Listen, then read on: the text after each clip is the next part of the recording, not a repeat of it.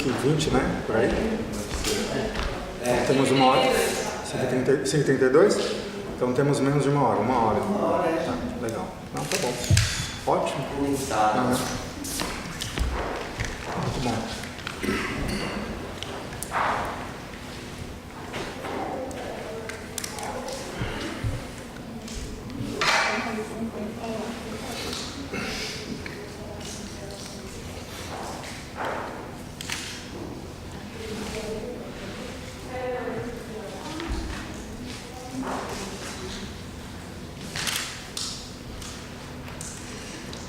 Vamos começar, tá?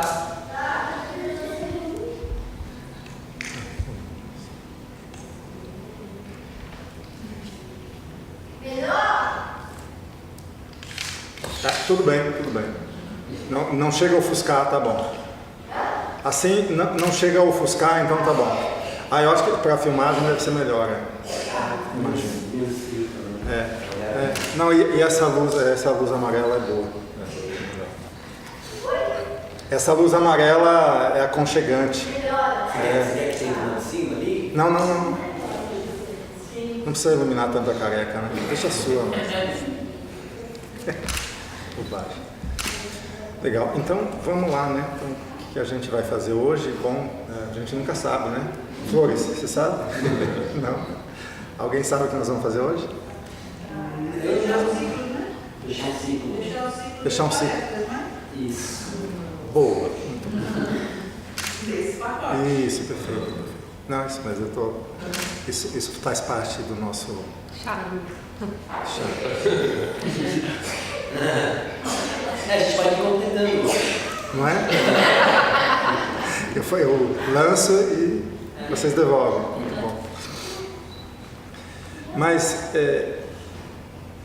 eu acho que pegar pelo meio, né, sempre é bom. Isso não existe muito o que fazer, né? Quando a gente vai definir a essência do humor, geralmente a gente pega pelas bordas, né? Ou por uma espécie de centro, de origem, e o humor é algo de realmente muito sutil, muito sutil, e no entanto tão imediato, tão direto, tão tocante, né? Como a gente já dizia em encontros anteriores aqui, é como a música, né? É uma expressão direta do afeto, né? O afeto é musical, né? O humor é vívido, né? Ele toca direto a veia da vida, né? E eu acho que aí já tem um mote interessante para a gente, ao mesmo tempo, iniciar e já fazer uma espécie de fechamento. O que seria um fechamento nesse caso, né? Dar a volta no ciclo, né? E onde chegaríamos quando completássemos o ciclo? Um ponto deslocado. Se levantar a pontinha, continua, né? Continua. E não é nenhuma espiral. Não é nenhuma espiral. Ou digamos assim que a espiral vai para lá, para cá. Tem muitas espirais, né? E de onde começa a espiral, né? Ela se estende. Esse ponto de contração, né, que somos nós. Eu acho que aqui está o foco do humor, né? O ponto de contração. De contração do quê? Dos nossos movimentos todos. Todos os movimentos que constituem o nosso corpo. E que nos põem em relação. É uma contração desses movimentos. Portanto, a contração do movimento, ele se exprime de modo intenso. Quando ele se estende, ele não está contraído, né? Ele está se estendendo.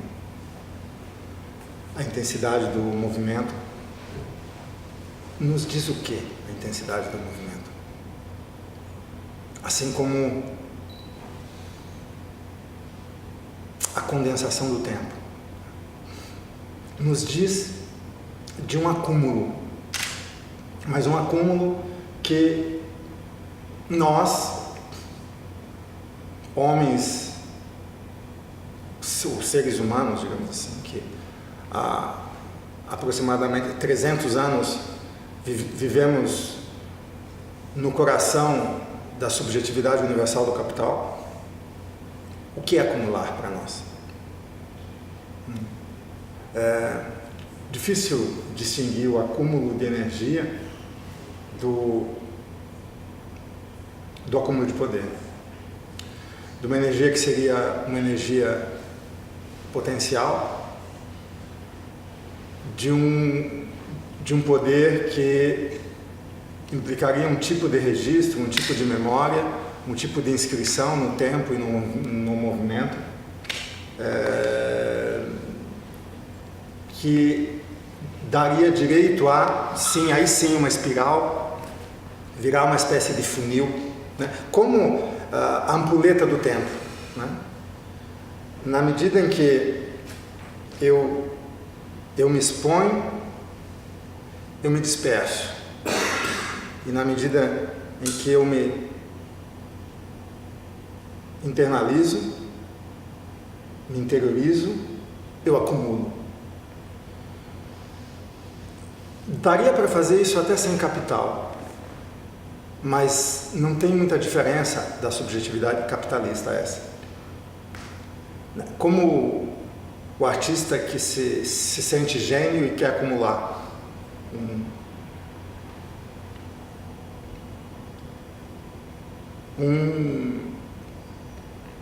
uma quantidade de realidade a partir de um tipo de registro, um tipo de inscrição. Um registro, uma inscrição, uma memória que faz com que acumule, monopolize, concentre por dentro e disperse por fora. E não estaríamos numa linha diferente da moralização da estética. De novo, eu fui bem hermético, né? Reconheço, fui bem hermético. Mas eu vou tentar me explicar um pouco melhor.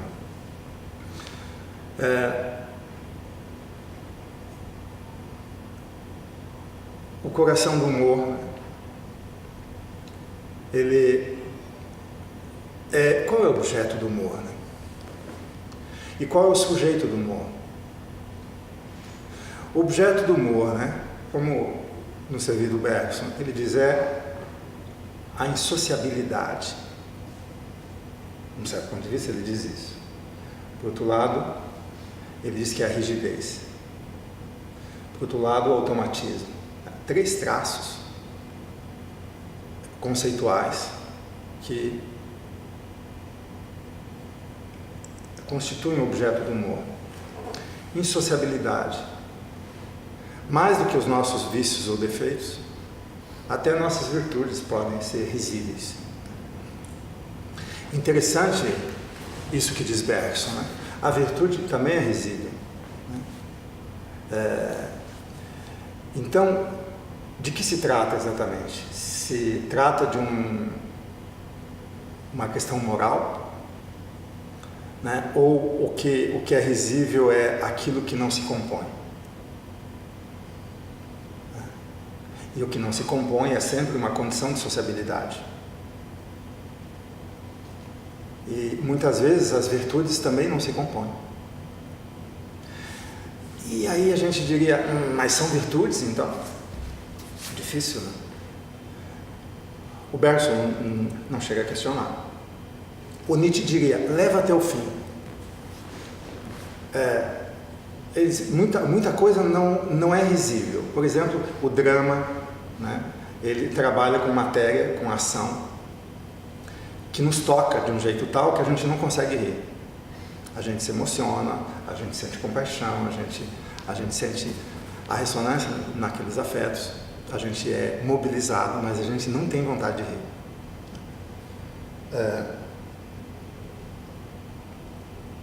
E aí ele diz, insociabilidade. A insociabilidade é, de alguma maneira, alguma forma rígida. A condição de sociabilidade é a plasticidade. Uma razão de composição implica numa razão de encontro. E uma razão de encontro implica num gosto por modificação. Claro que aqui o Bergson não está questionando se a sociedade é reativa, não é? Porque é óbvio que a gente quer cada vez menos se compor com o que está estabelecido. O que está estabelecido, poderíamos associar isso que ele mesmo associa à questão da moda, né? Se está na moda, não é risível, né? Mas se você perceber bem o que é a moda, ela é totalmente risível, absolutamente risível. Porque a moda é uma tentativa de congelar o movimento de tempo. Ela é uma crença, né, no gesto, nas linhas mais adequadas ao momento presente, ok? E muitas vezes é isso mesmo. O momento presente exige certas linhas mais adequadas. A gente vê na evolução dos objetos, das roupas. Mas sempre é uma espécie de parada fictícia. Sempre é uma espécie de miopia da vida. Sempre é alguma coisa que, se a gente levar, como diz Nietzsche, leva para o extremo, você vai ver que ali existe uma coisa de risível. O Bergson diz, não é risível o que nos emociona, mas leva para o extremo para ver se não é. Ou seja, na extremidade, o que você encontra? Você encontra o que não é teu, o que não é da vida. O Bergson diz, segunda condição do riso, a primeira é isso, o que é risível? Então, o objeto do riso. Risível é o insociável, o rígido, o automático, o distraído. E o que ri em nós? Ri em nós o indiferente, diz Bergson. Eu não posso estar envolvido emocionalmente, senão eu não consigo rir. Se eu tiver a mínima simpatia, não dá, eu não rio. E aí ele diz, então eu tenho que me sentir fora. Ele diz, é uma pura inteligibilidade. E não uma inteligibilidade sem afeto nenhum. Mas, na verdade, essa inteligibilidade, ela tem a ver com uma exterioridade. Com uma exterioridade que nós acabamos interiorizando. Então, nós, seres sociais, seres morais, seres religiosos, seres econômicos, políticos, familiares, isso, aquilo, seres gregários, de alguma maneira incorporamos o quê? Hábitos, comportamentos, ideais. E cultivamos sentimentos. Digamos assim que tem aqui 3 planos de registro, um plano objetivo, um plano especulativo e um plano afetivo, podemos dizer isso. E aí haveria sempre alguma coisa em nós que tende a se acomodar, que tende a acreditar então na forma do objeto, acreditar na forma do sujeito. O Bergson diz, em última instância, o risível é o geral. A gente ri do que é geral. A gente ri daquilo que imita. A gente ri daquilo que copia. A gente ri daquilo que é supostamente acabado. Então, uma forma geral acabada não tem nada a ver com a vida. Se o humor é essencialmente algo da vida, né, e o que mobiliza o humor em nós? É uma reação, né? A morte em vida, é isso que mobiliza o riso, né? Que morte em vida é essa? É a nossa crença, na verdade. Ao meu ver, não há nada que faça rir mais do que a crença na verdade, seja objetiva de um sujeito especulativo, seja subjetiva de um sujeito moral. A moralidade do sujeito, né, e a objetividade do conhecimento são objetos detonadores do riso. E aí a gente diz, mas para quem então? Quem em nós é capaz de rir da verdade e da moral? É por isso que aqui o riso ele tem muito mais a ver com um humor do que com uma comédia, que a gente faria essa distinção. O Bergson não chega a fazer essa distinção. Claro que se a gente for analisar o texto dele de modo mais refinado, a gente percebe que ele poderia fazer essa distinção, ele traz elementos para diferenciar, né? E é ele que vai dizer que o humor, ele fala comédia, a comédia está mais próxima da vida, né? De alguma maneira ela é arte e de outra maneira ela é vida, né? Ela está a meio caminho entre a vida e a arte, claro, imaginando que a vida em nós é aquela que só age por interesse, e aquela que age por interesse da ação recorta a realidade objetiva e subjetiva, reduzindo essa realidade ao que interessa a organização de um corpo que age. Então, toda a realidade exterior se reduz à mediação do interesse, assim como a realidade interior se reduz a essa mediação do interesse. Se nós nos relacionássemos diretamente com o imediato, o que aconteceria? Não haveria necessidade da arte. Ou então, a arte e vida coincidiriam, mas a vida não seria mais essa vida do interesse interesseiro, do interesse utilitário, do interesse moral, do interesse de uma vida que precisa recortar, reduzir a realidade, aquilo que a toca imediatamente, para que ela mantenha-se na existência. Não seria mais isso. No entanto, diz Bergson, a vida, aliás, o humor, ele fala comédia, é arte porque precisa de uma distância, precisa de um espectador. Só ri quem é espectador, não ri quem é sofredor.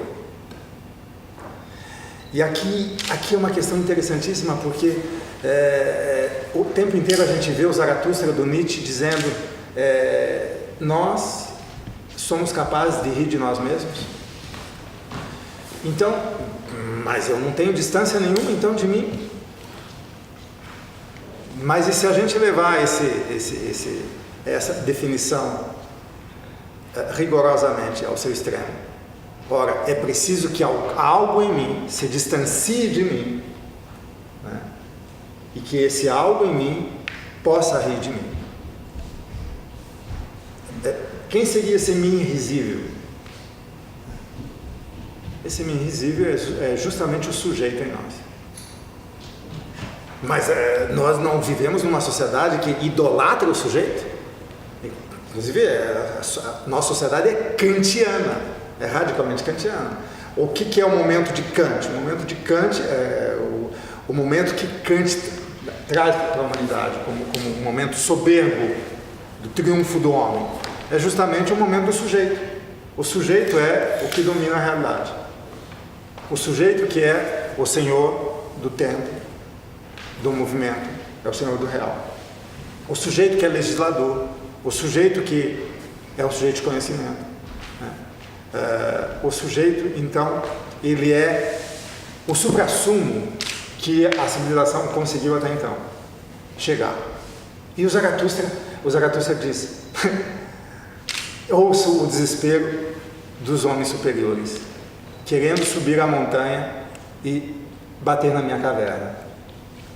São homens falhados, esses homens superiores. São homens falhados. Zaratustra não perdoa, Nietzsche não perdoa. Desse ponto de vista, não tem clemência, né? E é de um humor tão profundo e sutil, porque onde é que está o humor do Zaratustra? O humor do Zaratustra está exatamente aí, né? Nessa distância que Nietzsche toma do próprio homem que ele é e que a humanidade se tornou, né? Esse tipo médio, esse homem médio que ao mesmo tempo é um homem superior, que é o parâmetro, a medida padrão de si mesmo e das coisas. Ele é a medida do universo e ele é a medida de si e da sociedade, né? O homem como medida de todas as coisas finalmente se realiza em Kant, né? Essa projeção que eu esqueci lá o nome do sofista que dizia isso, um dos sofistas famosos que tinha emitido essa forma, né? O homem como medida de todas as coisas. Então isso é risível, mas para quem em nós isso é risível? É para quem não se confunde com nenhuma forma subjetiva. E quem não se confunde com nenhuma forma subjetiva? É essa a investigação. É esse o convite da pesquisa em relação ao humor, né? E o que o humor provoca para a descoberta e a invenção, principalmente a invenção de um novo corpo, mas a descoberta também, porque essas forças já estão em nós. Basta a gente se conectar com elas. E o riso, de novo, né, como essa arma fina, refinada para limpar os poros, né? Uma maneira de limpar os poros e alisar a superfície é isso. Ser capaz. Então, a condição do riso, diz Bergson, são duas. Uma é objetiva e outra é subjetiva, né? A objetiva é preciso alguma rigidez social, ele fala, mais do que moral, sem dúvida. E até a sociedade não suporta um ser demasiado rígido, mesmo a sociedade moralista, mesmo a sociedade cheia de preconceitos. Por que é tão ruim as comédias de costume? Por que a comédia geralmente é uma coisa reacionária, né? E está a serviço da reação, dos homens mais estúpidos, mais fracos, mais tolos? Porque geralmente quem toma distância e que se torna o sujeito do riso é alguém que ocupa algum lugar de poder. Então o cara ocupa algum lugar de poder, ele pode rir, mas isso é o deboche, isso é até a ironia, mas o que não tem aí é o humor, o que não tem aí é a liberdade, o que não tem aí é a leveza. Então eu acho que para fechar um ciclo desse, né, que a gente abriu já, sei lá, uns 4, 5 encontros atrás, né, já não me recordo mais, e vocês, né, já com esse processo que vem de longa data, que não se recusa esses nossos encontros, é óbvio que vocês têm outro tipo de investigação, de pegada aí. Eu acho que nada mais interessante do que chamar a atenção para esse foco, que é a tolice do homem, né?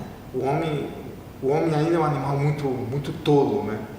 Muito apegado, né? Muito inseguro por uma coisa que já está perdida de cara, né? Por que você sente insegurança quando aquilo já nem chegou a ter uma condição de segurança? Nunca teria.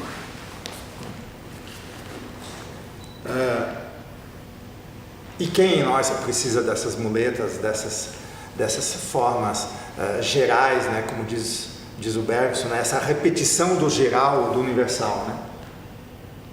Incrível, né? Ele diz assim, olha, é risível o geral, ele fala, mas ele poderia dizer assim, é risível o universal. Mas o universal não é o objeto privilegiado do conhecimento humano? O conhecimento mais fino, filosófico e científico não é o universal? Pô, é esse que é o risível. Incrível, né? O conhecimento universal é risível. Ele chama de geral, mas a gente pode dizer que é universal, é a mesma coisa. O que é o geral? O geral é uma fórmula, o geral é aquilo que serve para tudo, né? O geral é uma roupa, ele mesmo usa esses termos, uma roupa demasiado larga para uma pluralidade de realidades que passam através, né, como numa peneira. Então, não é o singular, não é o singular.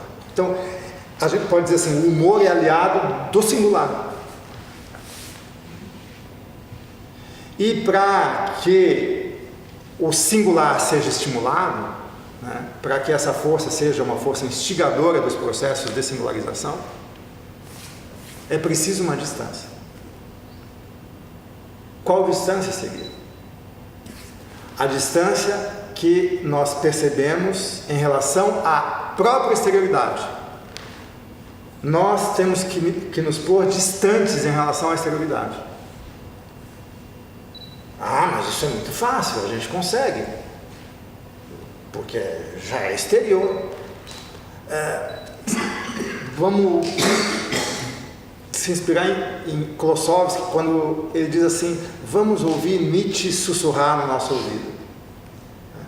E a Nietzsche diz, cuidado, a tua interioridade, o teu sentimento mais íntimo, mais profundo, é geralmente um mero pedaço de linguagem, um mero pedaço de exterioridade.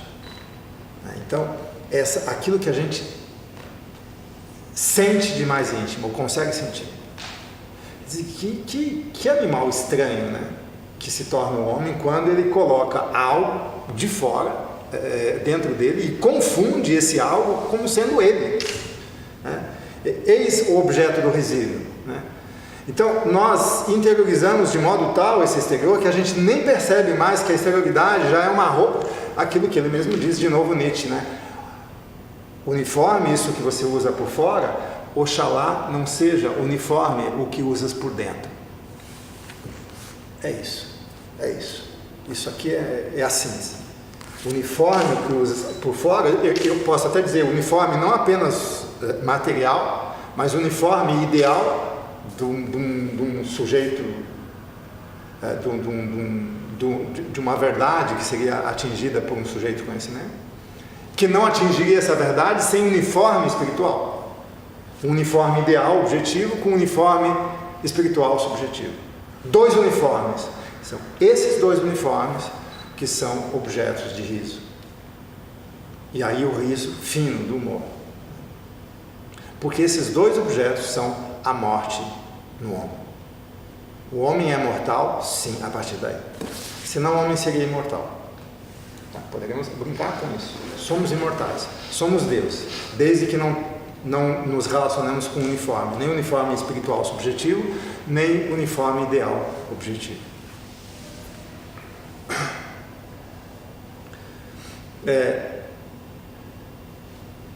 E aí, que distância é essa então? A partir...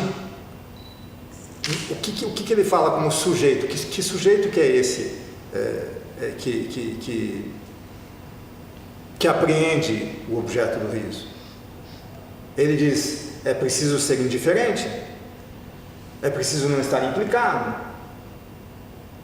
Mas como não estamos implicados? Por que o homem é tão sério? Por que o homem ri tão pouco? Ou quando ri, o seu riso é um mau riso? Ou ele é debochado, ou ele é irônico? Por que ele não sabe rir livremente? Raramente o homem ri livremente.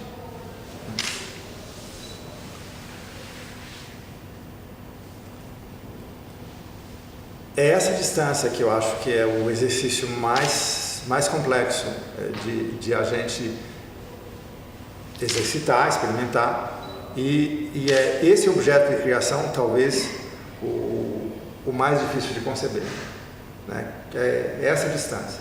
E essa distância, ao meu ver, ela começa numa zona comum,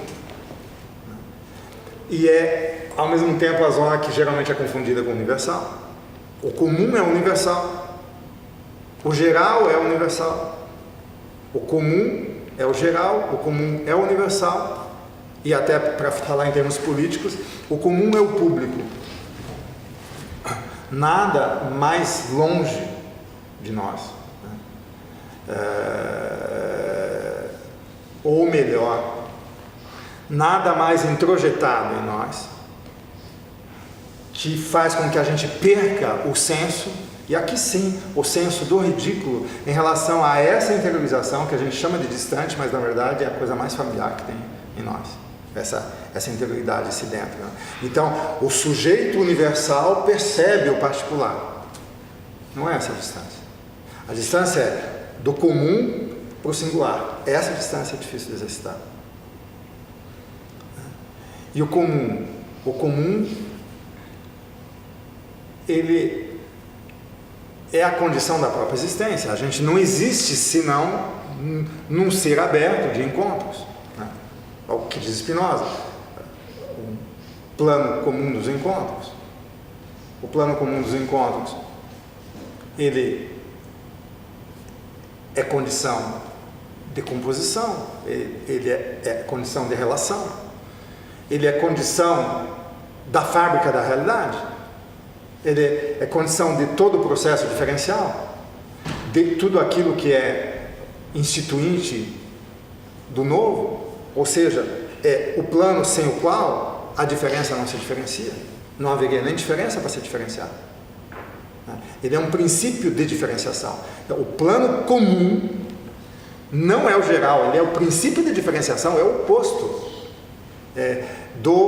do mecânico, do automático, da repetição do mesmo, da repetição da forma, da repetição da técnica. Ele é o oposto disso. Ele é o princípio diferencial. E ele é o comum. Quando nós seremos capazes de ver o comum como sendo o princípio diferencial? Isso é um desafio. Mas o princípio diferencial, ele é o princípio da segregação, o princípio da separação, do distanciamento, da guerra, né? Da decomposição. É justo o contrário.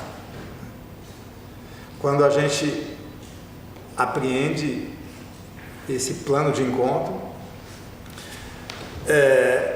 no comum, que é idêntico a alguma coisa do acontecimento, quer dizer, o acontecimento ele tem alguma coisa de idêntico a esse ser comum. Não existe acontecimento que não tenha algo do ser comum. Mas por ser acontecimento, ele necessariamente é afirmativo. Ele é afirmativo. Não há acontecimento diante do espelho.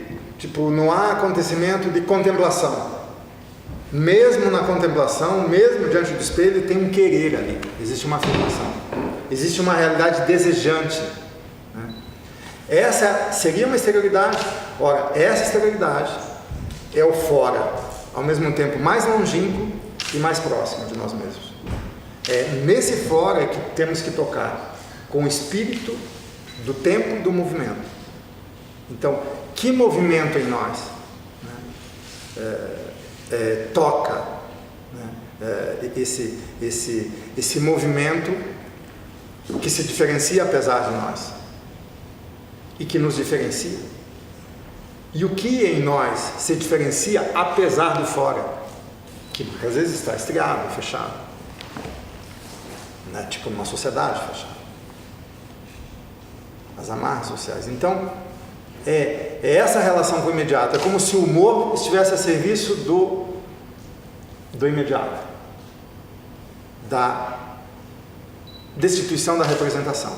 Você pode se servir da representação, ok? Mas jamais a representação, exceto como uma muleta, ela pode dominar, ela pode ser dominante. Ela pode comandar a vida. O que é a representação? Reapresentação. É uma apresentação a partir de um registro que está fora da vida.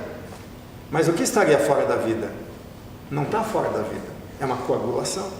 É um efetuado da efetuação. O efetuado da efetuação que se destaca e que contempla. Mas quem é o efetuado para reduzir a efetuação a ele? A sua forma efetuada? Ele não tem essa legitimidade. E, no entanto, ele se legitima. É por isso que os deuses riem. Tem que rir. Porque, como o efetuado, que é uma parte, pode querer tomar o lugar do todo. E nós fazemos isso o tempo inteiro. A nossa vida interesseira, que é uma partezinha reduzida de nós mesmos, quer tomar conta de toda a nossa vida. Isso é risível em nós. Então, essa distância de nós mesmos, nós temos que tomar. Tem que ter alguém em nós que ri de nós mesmos. Isso é saúde, né? Cultivar uma saúde. E é bem difícil. Muitas vezes é bem difícil. Muitas vezes a gente leva anos para conseguir rir da gente, né? A gente se leva muito a sério muitas vezes. A gente está defendendo algum lugar. Por que a gente defende esse lugar? Ah, mas a gente é isso. A gente é isso. A gente vai ser outra coisa. Não, eu não conheço outra coisa de mim mesmo. Porra, aí fudeu, porque você não conhece outra coisa de você mesmo, você tem que defender isso a ferro e fogo. Você pode até fazer de conta que você ri disso, mas lá no fundo você está muito preocupado em dar uma dignidade para esse lugar, né? Ou por uma certa imagem que se confunde com você mesmo. Então isso é bem difícil porque é como se a gente não fosse capaz, por falta de prática praticamente, né? Para não dizer por falta de gosto, né? Porque o gosto nos é roubado de alguma maneira, mas por falta de prática, de encontrar uma zona fluxo que seja geradora de consistência e não uma zona fluxo que nos torna efêmeros.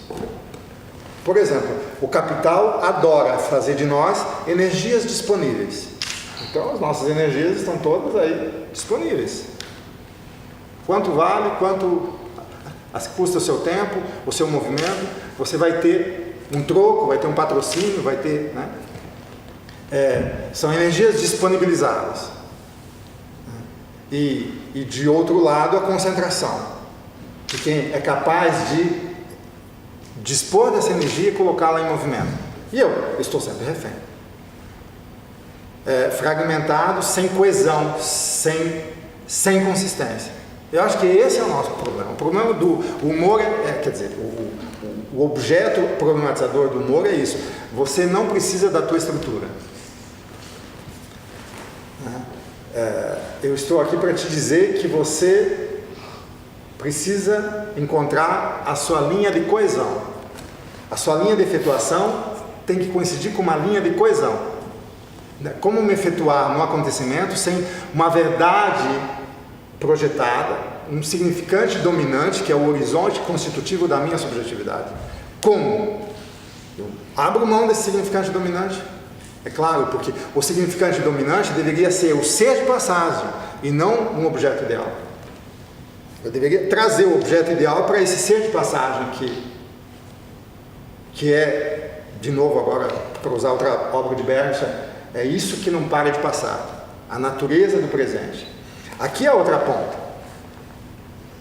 Ele diz algo assim, o ser que entra num automatismo, né? Ele está desconexo, né? Desconexo com o presente. O que é o presente? É o que não para de passar. Mas o que não para de passar é pura plasticidade. Pura plasticidade. Mas o ser que adota o geral como muleta para viver, seja o geral objetivo, seja o geral subjetivo, né? Ele submete a plasticidade ao geral. Ele despreza a plasticidade. Ele despreza a diferenciação.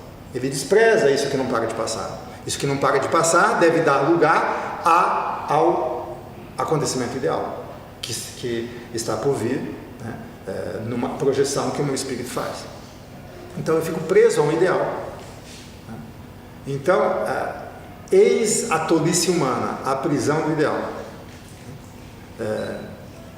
E todos, de alguma maneira, estamos escogitando ideais, sempre que estamos separados da potência de acontecer. Sempre que o mais imediato, que é isso que não para de passar, não está conectado com isso que não para de ser em mim. E aqui eu queria chegar naquele ponto da acumulação, que é uma acumulação de seres de tempo e não mais de capitalização da energia disponível através de um registro social, que seria o dinheiro ou o capital. Então, eu seria capaz de produzir um registro próprio, né, realmente autônomo, independente do registro social, e mais, me servir do próprio registro social e aí se capitalizar no sentido da potência e não do poder, eu acho que esse é o desafio, talvez, o que de outra maneira poderíamos dizer que seria o objetivo do Nietzsche, né? Quando ele investe no além do homem, no Übermensch, lá no super-homem, que é exatamente essa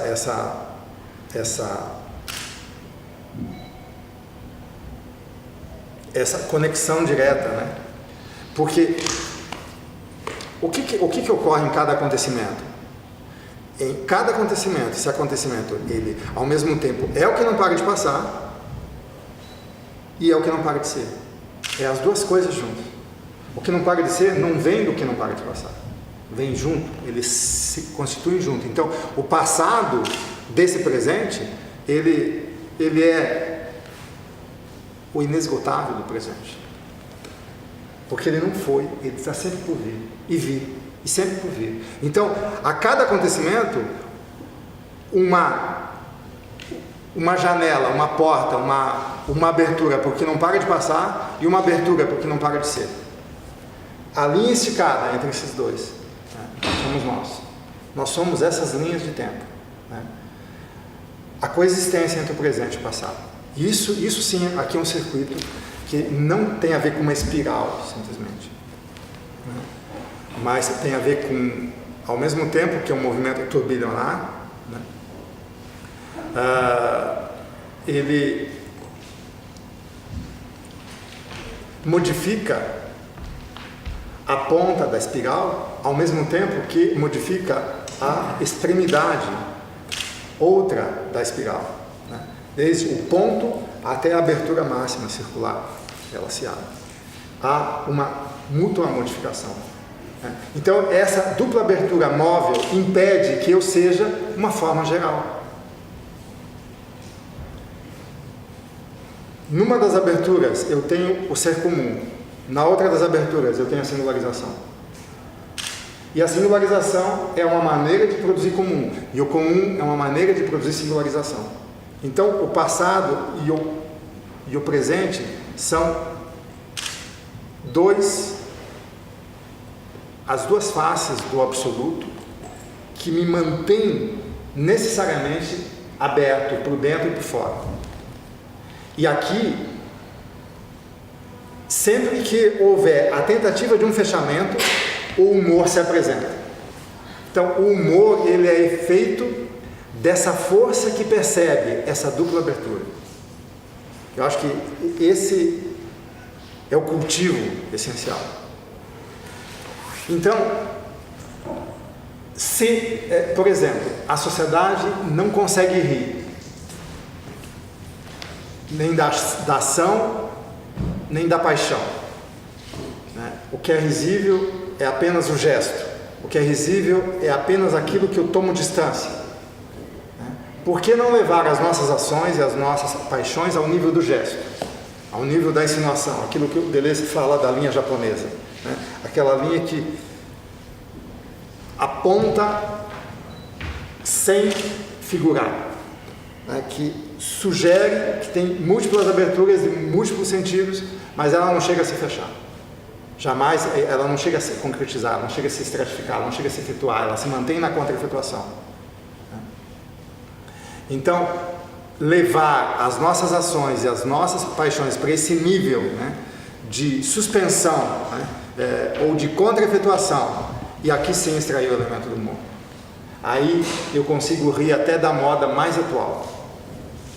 Eu consigo rir de qualquer uniforme, mesmo os mais escondidos e os mais sutis, mesmo os mais necessários para um ser tornado fraco, né? Principalmente isso. E por que isso é risível? E por que o riso é feito de uma força de afirmação? Porque é como se dissesse assim: para que uniforme? Para que a formalização objetiva? A espiritualização subjetiva, formal, para quê? Isso é um desperdício. Onde você perdeu a confiança? O que te fez perder a confiança? Que maltrato foi esse em relação às nossas superfícies? Nos roubaram nossos corpos, nossos pensamentos, nossas mentes, enfim. Nossa experiência interior, como diz o Godard, o assassinato cotidiano das experiências interiores em relação ao que nós encontramos do lado de fora. Estamos proibidos de experimentar. Enfim. Então, assim, são elementos. Nós temos aqui pouco tempo, mas é suficiente, claro, para fazer um encerramento, enfim, dessa ordem, um encerramento que não encerra, né? Ao contrário, estou trazendo elementos aqui para que a gente se conecte ainda mais com ou invista cada vez mais e foque cada vez mais nessa dupla abertura, né? Vamos chamar assim, né? Com humor, de caos interior e caos exterior, né? Ou melhor, o caos de dentro e o caos de fora.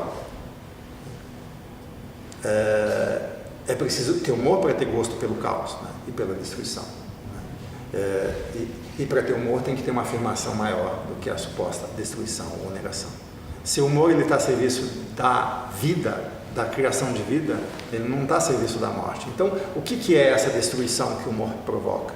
Ele provoca a destruição da morte em vida. Ele ri da morte, é isso. Rir da morte. O Kafka dizia: escrevo para morrer contente. Escrevo para morrer contente. Ou seja, você viver, existir de modo tal que você é capaz de, a qualquer momento que a morte chegue, né, inevitável, dizer: bem-vinda, companheira. Né? Não há a menor carência, não há a menor necessidade de se apegar a uma existência, uma vez que a potência segue na sua afirmação. A existência do que exatamente? A existência de uma forma geral, seja objetiva, seja subjetiva. Que forma que é essa? O Nietzsche detecta aí o segundo sentido do niilismo, né? Ele diz assim: outrora acreditávamos que a eternidade estava no outro mundo, né? A crença no ideal, e carregávamos esses valores, né? Éramos burros de carga, dizíamos sim a essa carga exterior. Essa existência é apenas uma via crucis, né? É um pagamento por dívidas anteriores, né? E lá seremos resgatados finalmente, novamente, porque lá está o ideal, lá está a perfeição. Aqui só tem imperfeição, porque a vida é sofrimento, e sofrer é triste, e sofrer, enfim. Sob esse teto, né, o homem se fez filho de Deus, né? Ele se fez filho desse Deus fictício, e o filho realmente ficou importante. E aí ele matou o pai, que ele criou ficticiamente. Ele foi lá e matou o pai. E é isso é Kant, né? Isso é o sujeito em nós, o sujeito sendo suficiente, o sujeito superior. O que tem de mais risível na nossa época do que isso? Quando Lacan diz: o inconsciente é aquilo que há de se tornar sujeito. Ou Freud dizendo: precisamos normatizar o Édipo. Somos nós, os publicitários, somos os novos padres. Isso é risível. E, no entanto, a gente quase não ouve esse riso, né? Mas os deuses seguem rindo, apesar de a gente estar surdo para eles, né? E a nossa vida, né? Está onde? Nisso.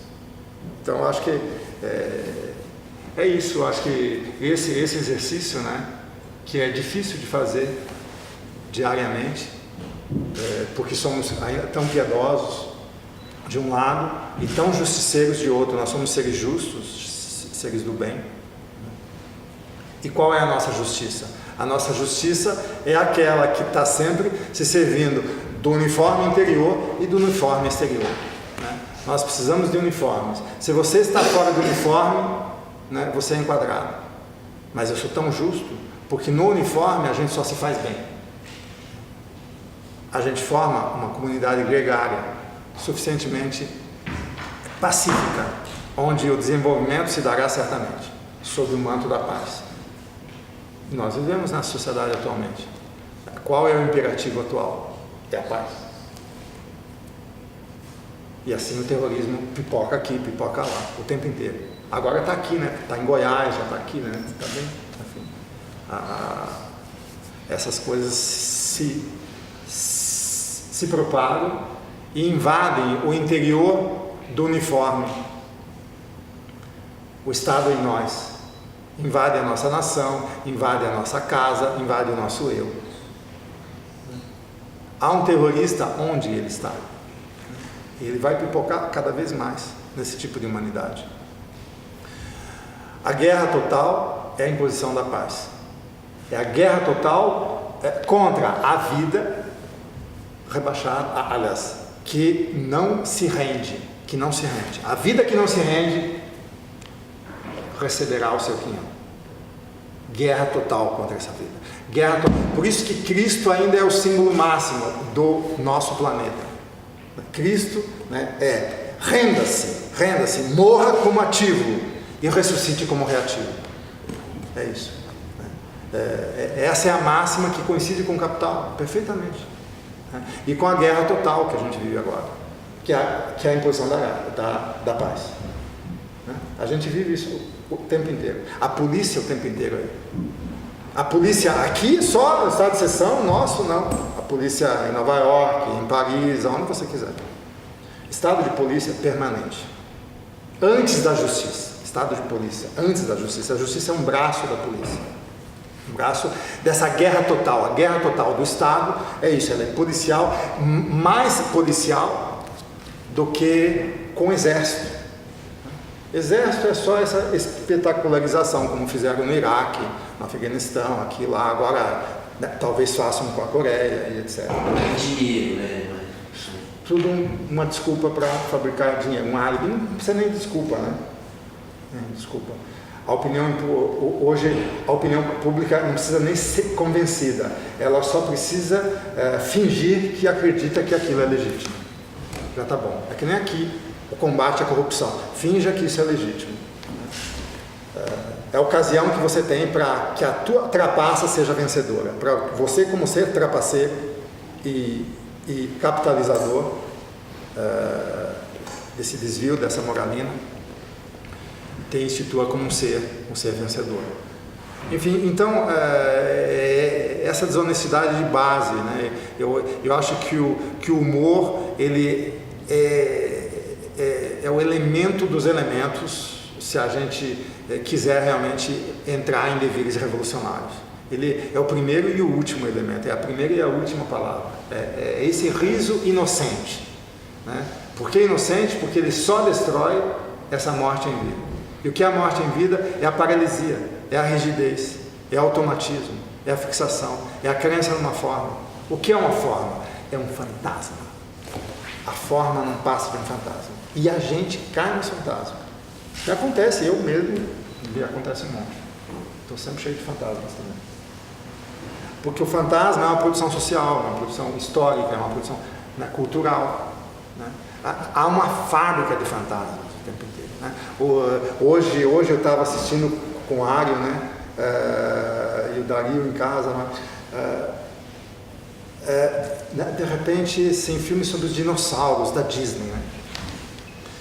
E aí é a humanização do homem mais medíocre, mais baixo, né?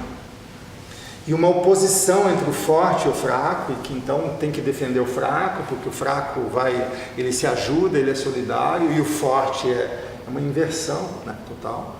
E uma produção de terror o tempo inteiro, produzindo terror. E você vai criando sentimentos nas crianças, nas pessoas, e elas vão... E isso é fantasma, isso é produção de fantasma. E aí você sonha, tem pesadelo à noite, você começa a subjetivar, você começa a idealizar, você cria significantes dominantes. Não, logo que eu crescer vou fazer isso da minha vida, aquilo da minha vida. Você vai reagindo, você vai criando todo um imaginário. Ora, isso é produção de subjetividade. A partir do quê? De uma máquina social. Então os fantasmas, eles não são individuais. E isso é parte da nossa má consciência. O que é interessante na nossa má consciência? É interessante quando a gente diz a parte da má consciência minha que me cabe, que é um grande presente, é eu perceber onde eu sou cúmplice. Aí é bacana. Mas eu sou cúmplice, não culpado, o que é muito diferente. Então, onde começa a nossa cumplicidade? Primeiro, ela começa na inocência. É tudo na razão do encontro, então isso é um plano comum, aqui não tem absolutamente nenhuma culpa, né? Mas o mau uso do que me acontece aqui já começa a minha cumplicidade, né? E não é culpa de novo, porque é fácil dizer que é culpa, né? É tipo o evangélico que se sente pecador e ao mesmo tempo se sente autorizado a fazer o pior, porque ele vai ser redimido, já está tudo acertado na eternidade, as contas. É só ele dar o quinhãozinho diário dele, né? E ele pode ser perverso à vontade. Então, a responsabilidade é muito maior quando a gente apreende as nossas cumplicidades. E o humor é um aliado para isso. O humor é aliado. Saber rir de si é ao mesmo tempo reconhecer que se é cúmplice, mas que isso não é tão sério assim. Não levar demasiado a sério as dores ou os fantasmas, chamá-los para brincar. Eu sempre gosto daquele filme do Miyazaki, né? o Totoro, né? Totoro, meu amigo Totoro. Você conhece, né? Muito bom. Onde tem aquela cena do pai com as meninas, né? Que eles estão naquela casa mal assombrada e eles começam a dar muitas gargalhadas para espantar os fantasmas. É meu vizinho, doutor. É teu vizinho. Oi? Eu sei. Eu brinquei com ele. É teu vizinho, ele é nosso vizinho, viu, Theo? É vizinho de todos aqueles que têm bom humor. Então, sempre que você tiver fantasma e pesadelo, você aproveite para dar uma boa gargalhada. É isso. Isso é a nossa saúde. Então é isso, nós vivemos em sociedades produtoras de fantasmas, né? E esse delírio, ele é social, ele é histórico, ele é cultural, ele não é individual, ele não é familiar, né? Tá aí a psicanálise, a psicologia, a psiquiatria, o judiciário, tudo para individualizar, para familiarizar, né? Fecha no núcleo da família, vai para o indivíduo, não, devolve, o indivíduo tem que devolver. Não, isso não é meu, cara. E como que eu devolvo da melhor maneira? Com riso. O riso diz, eis a exterioridade disso que você achava que era meu, né? Isso é alguma coisa que quer se encostar. Sai encosto, sai, é encosto, essas formas são interiorizadas. Então, isso que é ter superfície lisa, é ser liso, né? Literalmente. Você quer atribuir isso a mim, é problema seu. Isso é meu mesmo?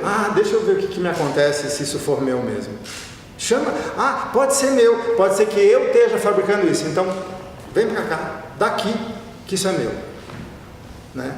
Então, a gente aprender a brincar com isso, a ter humor com essas coisas, isso que nos querem impingir, e isso também que a gente impinge aos outros, que a gente às vezes faz, né, injustiças, fraudes e outras coisas que a gente, né?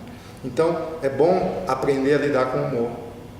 É difícil, mas não tem outra saída. E a saída mais digna, não é nem a mais digna, é a saída perfeita, né? Essa é a saída perfeita, é a saída que não deixa nenhum laivo de negativo para a existência. Então, eu acho que era isso que eu queria trazer nesses nossos encontros, quer dizer, era isso, a gente nem sabia direito o que era, né? Mas eu sempre tive esse sentimento de que a questão do humor, né, que é mais fina do que um mero riso, e principalmente do que a visão que você tem ordinária sobre a comédia, né, que é esse elemento, né, essa resistência, essa força que é efeito de uma afirmação primeira e não simplesmente uma negação dialética, né? O humor, ele não é um não dialético, ele não é um riso debochado, ele é realmente a vibração de uma inocência que percebe a tolice de um fechamento, né? ou né, aproveita como uma provocação, como um excitante para fazer com que aquelas zonas que tendem a se fixar, a se congelar, a se enrijecer, a se automatizar, a se distrair. Incrível, diz o Bergson, só para finalizar aqui, ele diz assim, não há o risível sem a rigidez, né, da insociabilidade, né, e sem o automatismo. Mas o que é automatismo? É uma distração. O automatismo é uma distração. E o que é a distração? A distração é Onde é que está a minha consciência? Nós somos seres conscientes? Onde é que está a nossa atenção? A nossa atenção está na forma, não está no devir, não está no ser de passagem. Então, é uma provocação. Foca a atenção naquilo que não para de passar. E, ao mesmo tempo, naquilo que faz continuar o teu movimento intensivo, o teu tempo de consistência, o teu devir que vira substância, a tua duração que é a duração de coesão. Então, aqui é uma responsabilidade, né? Que fio é esse? É o fio da memória. Que memória é essa? É memória de futuro, não é memória de marca. Então, o humor é aliado para a produção, ao mesmo tempo, o humor. Só há humor. Você tem a força de esquecimento, que alisa a superfície, mas o que é a força de esquecimento? Nada mais do que a presença do fluxo. A força de esquecimento não é uma força em mim que fica apagando as marcas. É a própria presença do fluxo. Então, o fluxo se apresenta antes, não tem nem discussão, o fluxo já está. Então, não há uma tagarelice interior. Eu tenho que lutar contra as marcas. Não, é exercício para que o fluxo seja aquilo que se apresente. E esse fluxo, ele tem que ser produtor de consistência, porque não é um mero fluxo.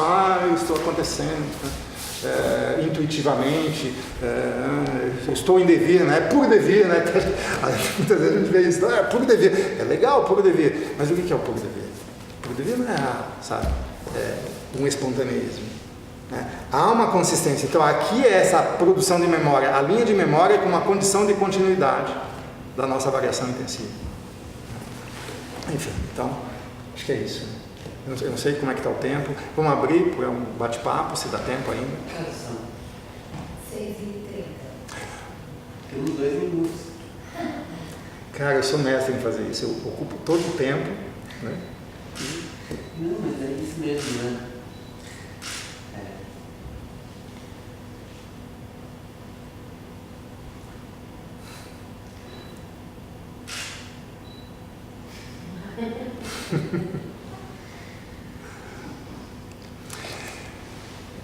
Eu não falei nada em relação ao espetáculo, a gente havia conversado aquele dia, né?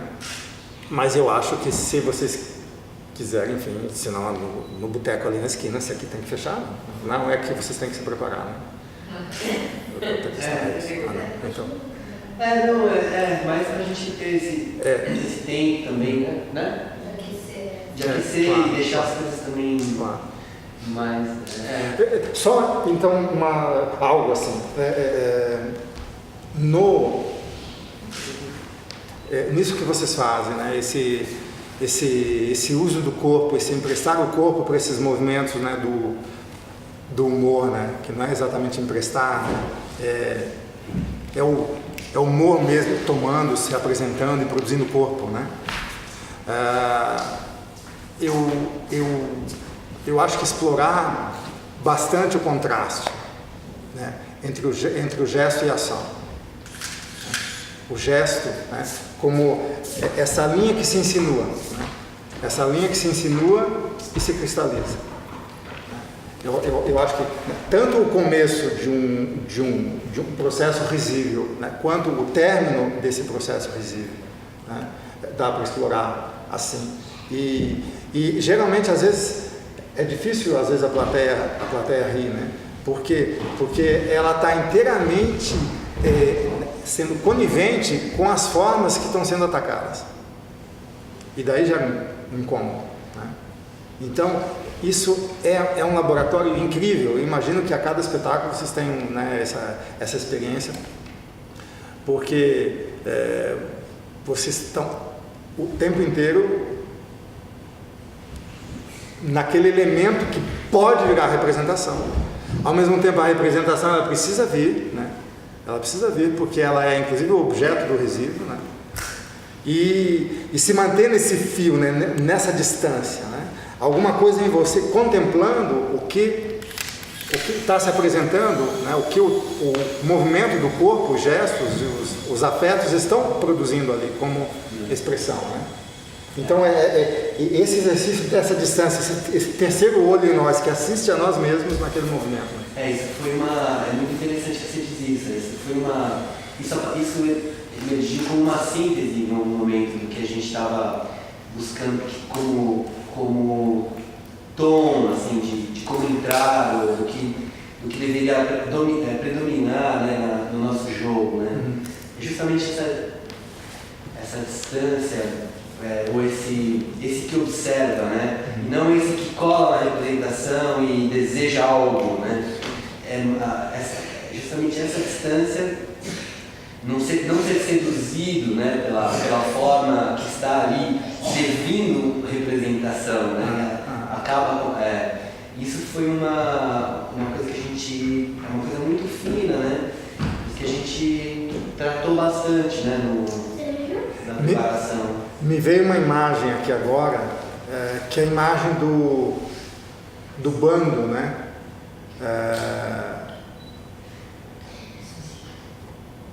Que é estar em bando, né?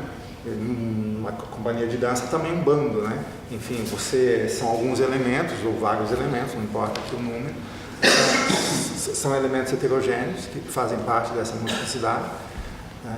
Que é uma multidão, mesmo que seja uma multidão feita de 2, 3, 4, 5, 6. Mesmo porque o próprio indivíduo já é uma multidão, mas enfim. Agora, ficando simplesmente com esse elemento do bando, né? Você às vezes está dentro, e às vezes está fora, e às vezes está na fronteira. Como andar na fronteira? Quer dizer, a fronteira é aquele que vê o que mantém o bando e o que escapa do bando, né? E ao mesmo tempo cria uma linha que puxa o bando.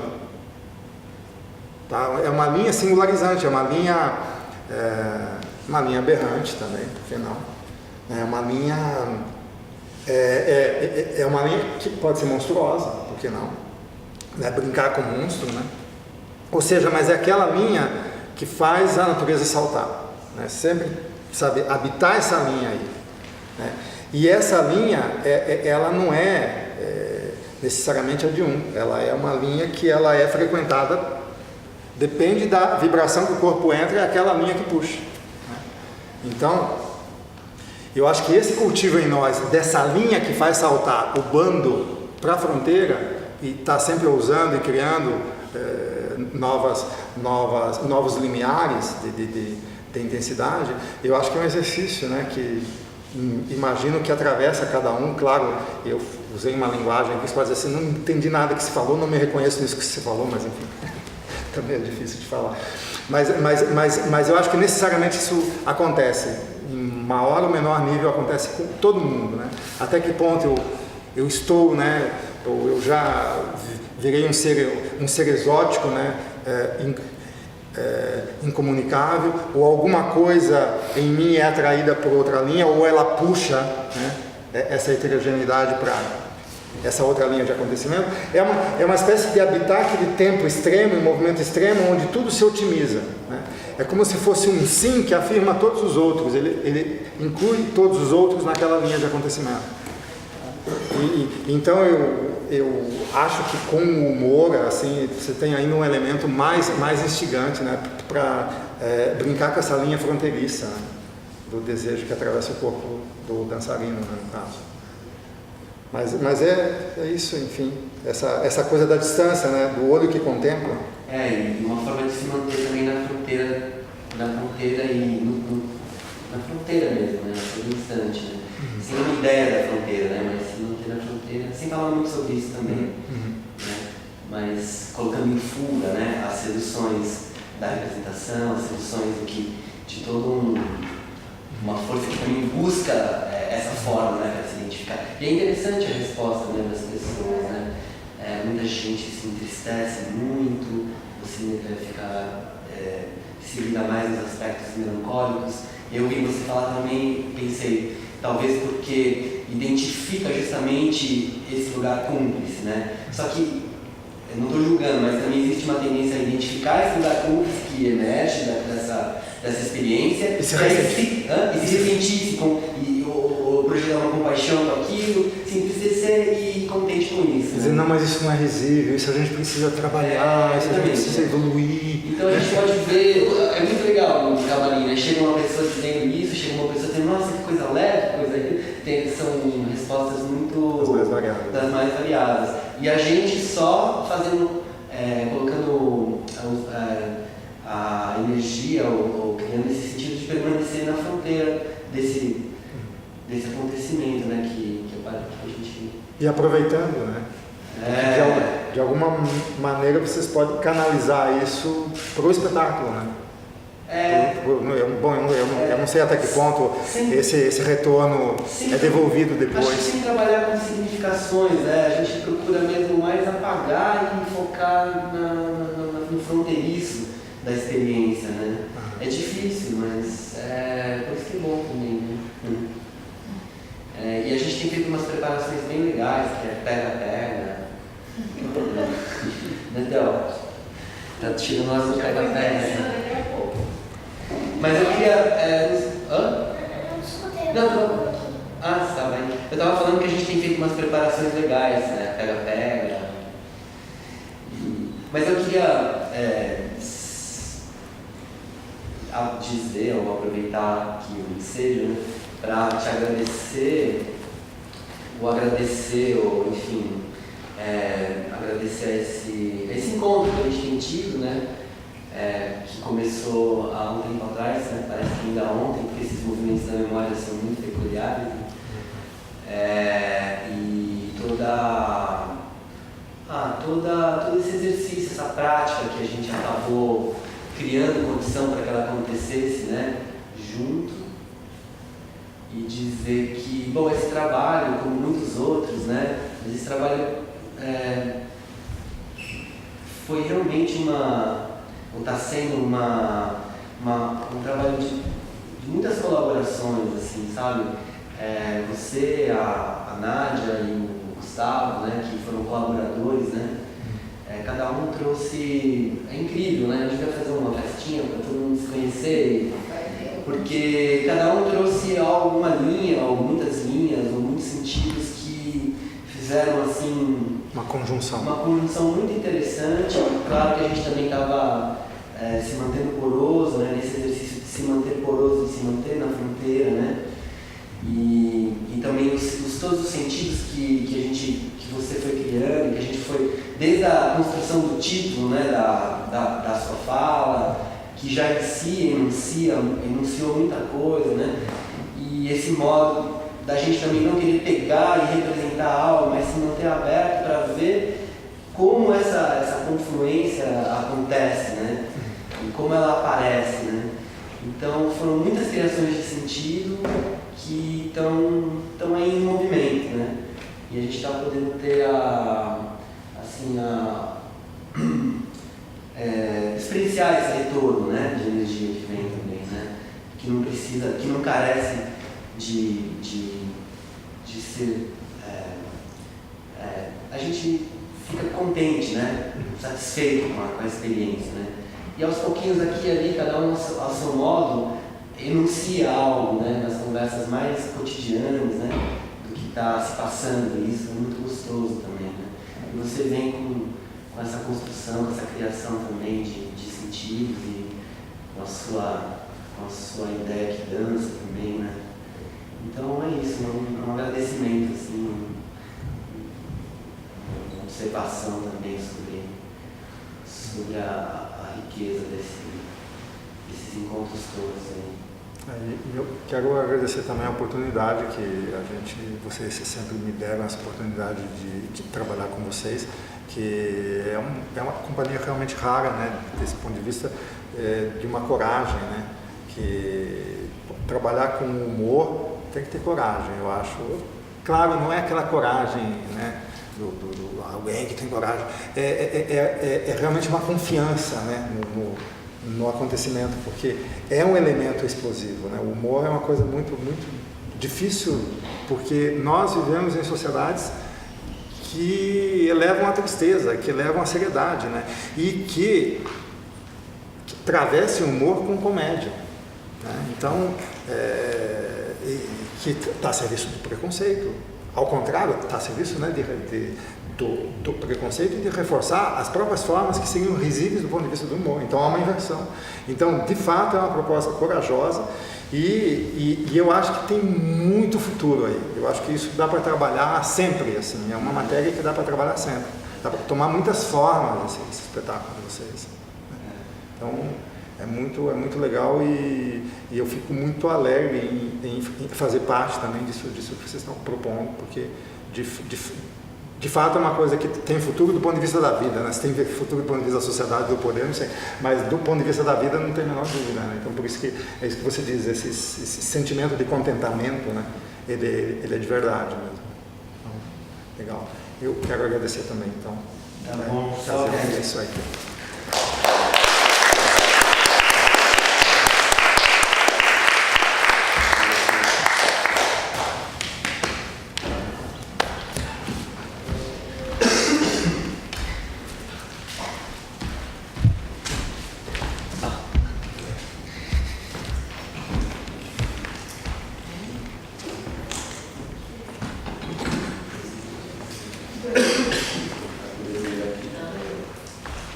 Você vai nessa? Eu gostaria de fazer de novo, mas nessa hora, aí vou minha casa em Berlim.